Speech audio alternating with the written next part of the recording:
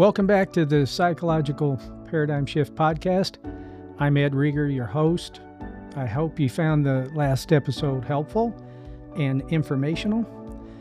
Always remember, I am only providing my personal opinions based on my experiences and education on psychological topics. We will be talking about mental illness in a very blunt, transparent manner. The topics may be disturbing to some, and it will never be my intent to hurt anyone, only to share my ideas and thoughts about the topic. Let's get started. Let's begin to dive deep into the first phase of the psychological paradigm shift. And we'll be discussing my book, How Not to Date or Marry the Mentally Ill. For folks who don't have YouTube, I'm just got the book on the counter here so you can see it. And we're going to talk about the foundation of the book first, and then the 800 questions that may help you while dating and planning to marry, and even when you're married, to have a better understanding of your motivations, your spouse's motivations and behaviors. There's 4 chapters in the book. The first one is Ready or Not, Here I Come, ages 0 to 18. Number 2, Shedding the Parental Skin, ages 18 to 30. Chapter 3, Prime Time, ages 30 to 40. Chapter 4, After 40, the reality begins.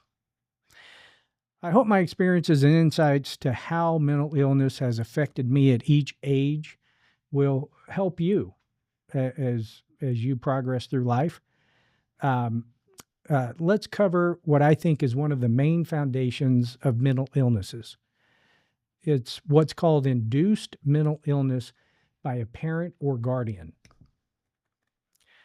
Medical professionals are zeroing in on the biological causes of mental illness, but with the complexity of the human brain, it will be decades before they perfect their research and provide exact tools to reverse the genetic and biological causes. Throughout the psychological paradigm shift, I will focus all my attention on the inducement of healthy individuals into thinking and behaving like the mentally ill, from birth to death. I believe this is the largest cause of our generational infection rate of mental illness. I think we can create immediate tools to begin the reversal of this powerful form of mental illness. This podcast, my books, and my political aspirations and laws I will introduce are going to be my attempt to do just that. All right, let's get into the first chapter. Here I Come, ages 0 to 18. When you're communicating with someone on a romantic and social level, economic level, political level, it is critical to take into account what was their early exposure to a mentally ill person who had power over them. And power is going to be one of the key areas we focus on throughout the paradigm shift. So we'll keep coming back to this. Because parents, guardians have full control over a child's life until they are approximately 18 years old. No one has more power over the complete development of that human being than a parent. If that parent suffers from psychological disorders, then most likely the child will too. Ariel Swartz has written a excellent book, the Complex PTSD Workbook.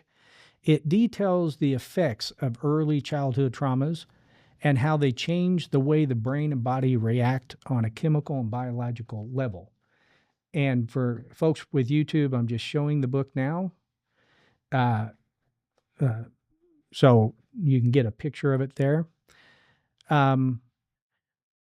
And it shows how a child can have very complex PTSD from the traumas they experience. This PTSD will go throughout a human's lifetime. I'm going to share my personal experiences growing up with a severely mentally ill parents and the multiple extreme traumas I endured. I won't be sharing my abuses to gain sympathy.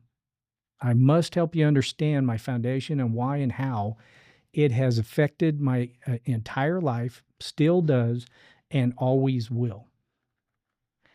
When a child is abused, and depending on the severity, it is very ugly physically, emotionally, psychologically. It can be devastating. You may not see a wound on their bodies, but you can guarantee that brain is damaged. When you are abused as a child, especially when that abuser is your parent or guardian, it's a very unique wound. For many of us, that wound is never healed. Or if it has taken our entire adult lives to work through it. That wound will manifest itself in childhood and adulthood in so many ways. It will affect our learning ability, our ability to connect with others on an intimate level, our interaction throughout our lives through society in general. It will affect our employment, our personal and romantic relationships, our personal, national, and global finances, our physical well being, our overall mental health as adults, and our societal effect we have on everyone, especially if we have power over others. It will cause us to commit crimes, abuse ourselves with drugs, alcohol, and many other fashions. For some, the damage will be so severe they cannot continue to exist and will commit suicide. For others, this will not be able to stop. They will not be able to stop themselves, and they will become their parents or abusers and abuse their own children, spouses, and others, repeating the cycle over and over again. As we discussed in the introduction show, that's why mental illness has the highest infection rate of all diseases and is the most financially expensive to us personally, nationally, and globally. As a child, you may receive one trauma from a parent, or you may receive multiple traumas. For instance, your parent may abuse you through neglect by financial, emotional, physical, psychological means. That neglect may start at birth and go throughout your entire childhood. When you are born to the mentally ill, you have no idea what disorders they suffer from. You accept these abuses as normal behavior from them. You don't know that not all children are sexually assaulted by their parents or siblings, beaten by their parents or siblings, abandoned by their parents, malnourished by their parents, or psychologically tormented by their parents and siblings.